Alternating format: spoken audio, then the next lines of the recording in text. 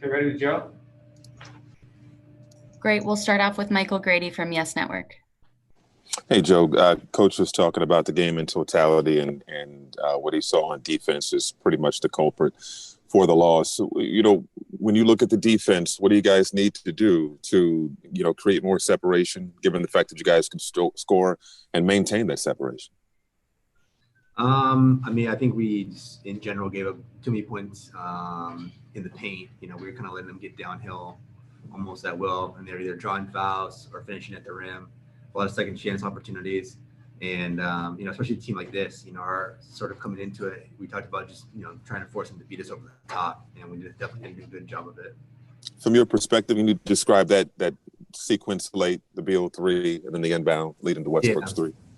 Yeah, obviously Brad hit a tough shot, and then, just a dumb mistake on my part. I was trying to get the ball out quick and get it to Kevin, and it's one of those things where he was cutting to the rim, and I was kind of throwing the ball where I thought he was going to be going, and I had a timeout.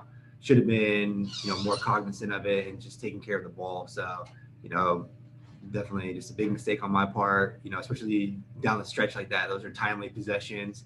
And even though the defensive effort wasn't great, we still should have won this game. And a lot of it comes down to, the time of the possessions at the end. Greg Logan with Newsday. Joe, obviously we know the defense has been a problem, an ongoing problem for a while. But let's look at the offense for a minute. 147 in OKC, 146 tonight. Both nights without one of your main stars. I mean, what does that say about how good the offense is, and is there, because it's that good, kind of a reliance on it, to a feeling like you don't have to push as hard on defense? I think we knew coming into the season, even before we added James, that we had a lot of offensive weapons, and then you had James, who's easily been one of the best offensive players in the game. The last 5, 6, 7, 8 years. To go kind of plug in with the guys that we already have.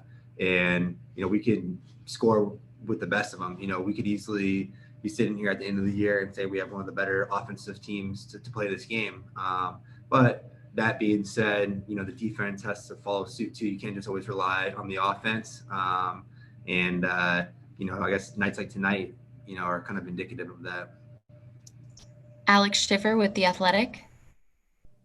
Hey, Joe, you guys had that 18-point lead in the first quarter, and obviously by the end of it, they'd essentially chipped away at it completely. Just what started to go wrong for you guys that let them do that? I think it was, it's a game of runs, first of all. You see tons of runs over the course of the NBA season. And, tonight was no different, but we just didn't capitalize, I guess in terms of stalling what they had going. They kind of got the momentum going there in the second quarter, and it's sort of seemed to continue on from that point. And we were never really able to get back to where we were at energy and momentum wise in that first quarter. Malika Andrews with ESPN. Joe, both Kyrie and Steve have mentioned how they wanted to make sure that you knew that inbound pass, it wasn't, this loss didn't come down to one play. But do you internalize that? Can you say, okay, yeah, this isn't my fault? Or is this something where you're like, yeah, I'm going to beat myself up a little on this one?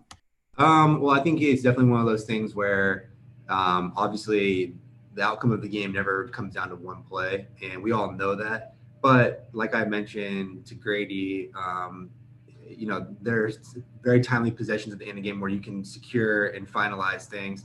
And that was sort of one of those plays where, had I even just taken a timeout, we would have been able to get the ball at half court, been able to get the ball in, or at least, turn it over at half court. It's a lot more difficult for them to get a shot, versus being underneath their own basket.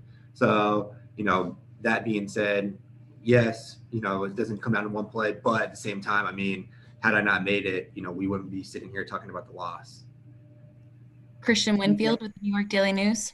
Kind of along that same vein, Joe, had TLC made that layup, the outcome might be a little bit different. So when a guy gets a clean look like that and he just misses it, what's the message to keep him from being himself up and kind of being down on this one?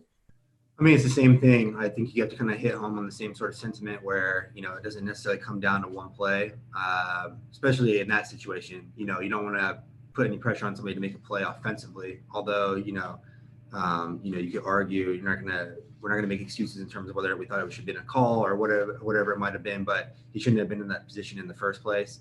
You could say the same thing about me, but we both were, and we both didn't just, capitalize on the opportunity. Last question, Matt Brooks with Nets Daily.